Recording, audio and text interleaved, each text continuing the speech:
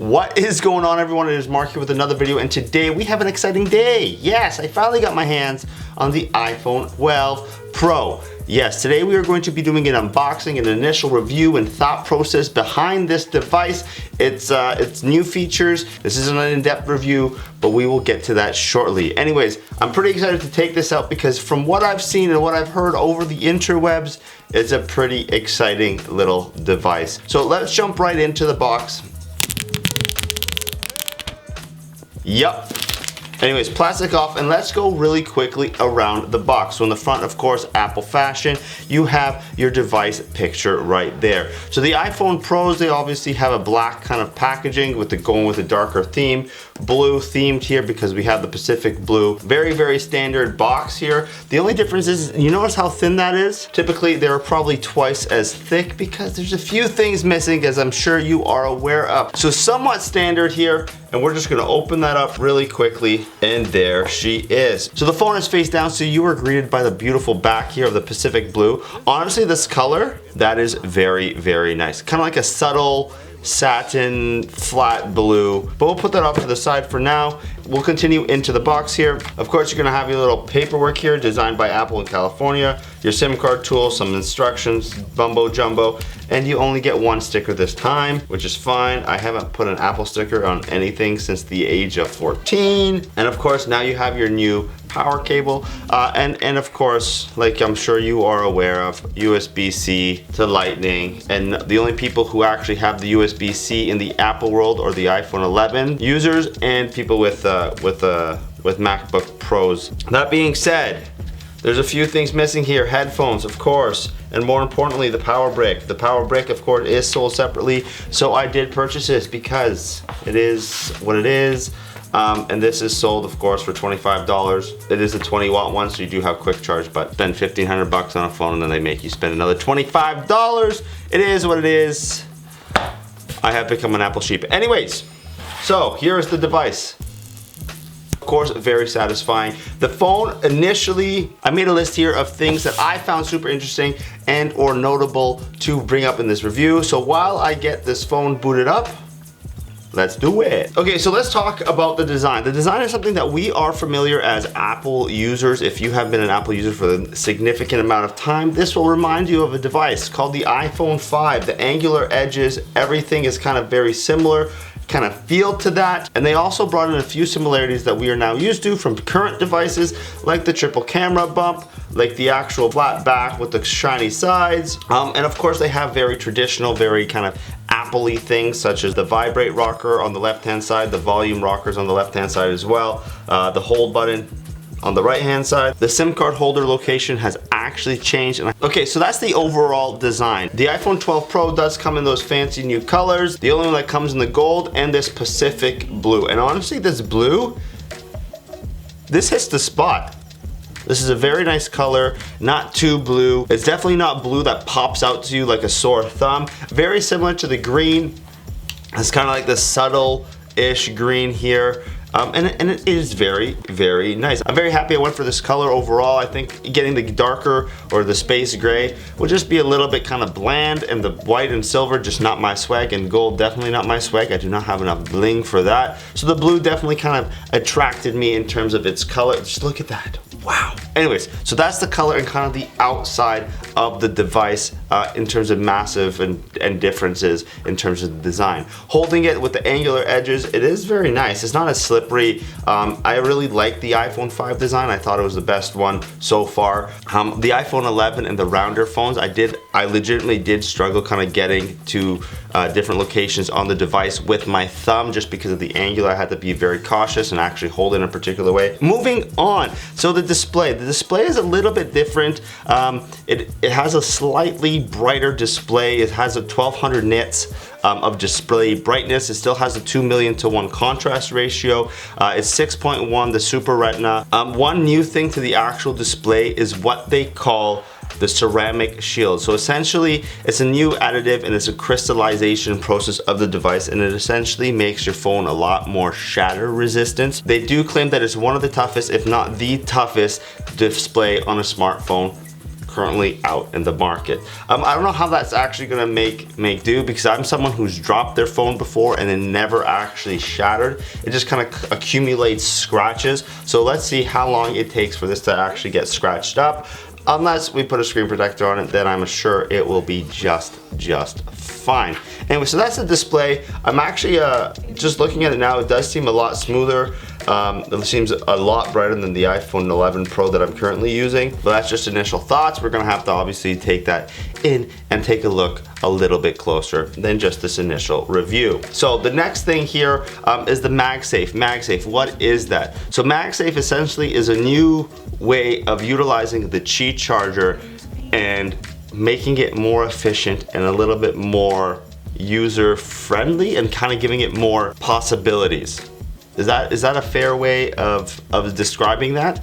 I think so. So essentially what it does is it puts a ring of magnets around the Qi charger, and then you will be able to utilize accessories, charging devices, and add components to the actual device. So the only device that I do have right now that is MagSafe, of course, is the MagSafe Charger. So let me open that up and let me kind of show you what that's all about. So of course, charging your device will work with any Qi charger.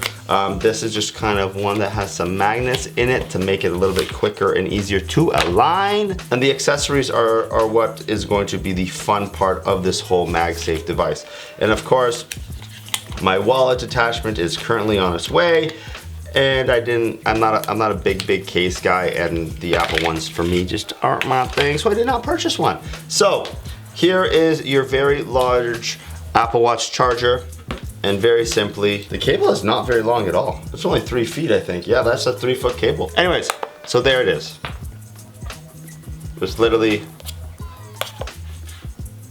a Qi wireless charger with a bunch of magnets in the circular motion. The magnets on the actual device will allow you to actually put other accessories, not just the charger. But this charger is actually pretty interesting. It will give you pretty quick charge times with the 20-watt charging brick. So I'm actually pretty excited for third-party kind of retailers to get into this MagSafe world and see what kind of accessories they come up with. But just using it very quickly right now with the MagSafe charger, the magnet does not feel overly strong. So I'm interested to see how that wallet turns out, or how those accessories are going to turn out, and see if they're actually usable and could be considered to be part of the device, or if it's just a gimmick to just kind of get things onto the device, or if you're going to be worrying about losing actual attachments, if you will. But for the Mag charger, this is an awesome feature. You will not be required to wiggle your device on the Qi charger just to make sure that it is getting its charge. The next thing here is the A14 Bionic Chip. Yes, a new chip. Yes, it's a very powerful chip. But here's the weird thing. When you read it on Apple's website, they don't compare it like they typically did, that is state of the art, blah, blah, blah. They compare it to like weird features. So for example, up to 50% faster CPU and GPU than other phones. Like up to, what does that mean? So what, like the other guy could be 2% slower, but you're comparing it to the slowest phone.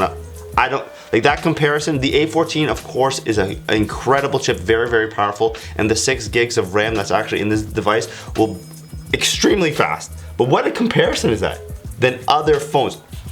What makes it seem like you're just grabbing that something? Anyways, very powerful chip, 6 gigs of RAM. It's a very powerful phone. It's gonna be awesome for your AR. It's gonna be able to eat all that information very quickly and spit something out. Very usable. And now your cameras. So this is a familiar kind of outlook or appearance of your camera bump there. If you have the 11 Pro, you've seen the 11 Pro. This is very familiar. The only addition here visually is this little additional black circle. What is that? That's the LiDAR sensor, and that's gonna help very significantly with night mode photos and AR. I'm not someone who uses AR very often, so this is more so for night photos. This will actually jump in and help process the night vision, the night mode camera taking pictures. English is hard, but overall this will kind of amplify the ability of your night mode photography, which is an awesome feature. So that's what that is. And then there's overall bigger sensors, Dolby Vision recording, 60 times more colors. So these are all very fun things to actually partake. But here's the weird part. The weird part is that all the big shot changes for the camera, like the 2.5 time magnification and all that fun stuff, is actually coming up for the 12 Pro Max. They gave this a little bit of a steroid boost from the 11 Pro and the 12, the regular 12, but they held off and are actually going to give the biggest camera improvements to the 12 Max, which is nice, but at the same time leaves us in this awkward little middle ground of why, you know what I mean? Anyways, so those are kind of the first initial thoughts here. Just holding in my hand, it is a very, very beautiful device, of course. The stainless steel band, people are saying there's a lot of fingerprints. I've been holding it for the past 15, 20 minutes here, and I don't really see them, and I do have a little bit clammy hands today, so they would be perfect candidates to leave a fingerprint. I personally don't see them right now. Let me see how it goes after a week. Anyways, I hope you liked that video. This was the initial thoughts of the iPhone 12 Pro. So far, so bueno. We'll find out a little bit later in terms of all the fun stuff and see how it actually behaves in the real world. So if you'd be kind enough to hit that like, share, and subscribe buttons down below, it really helps the channel grow. Yes, that rhymes. Yes, I wrote that down a few times to make sure that it actually did. But if you want to see more content, more of my face, feel free to hit subscribe, of course. And of course, shameless plug for my Twitch channel, twitch.tv/MarkStapf. We play video games, we have a good time, we are a whole bunch of friends playing video games together. It's an awesome time. So I will of course leave a link down below. But let me know what you think of this device. Do you think it's just a typical Apple little small bump just to get an extra $1,000 from everybody who wants this device? Or are you someone that is currently waiting for the 12 Pro Max? Are you someone that really does like just the 12, the color schemes of the new 12s, which are very, very pretty phones? Or did you purchase one? Did you purchase one? Why? Are you not purchasing it? Why? Let me know down in the comment section below. But for now, thank you, and I will see you on the next one.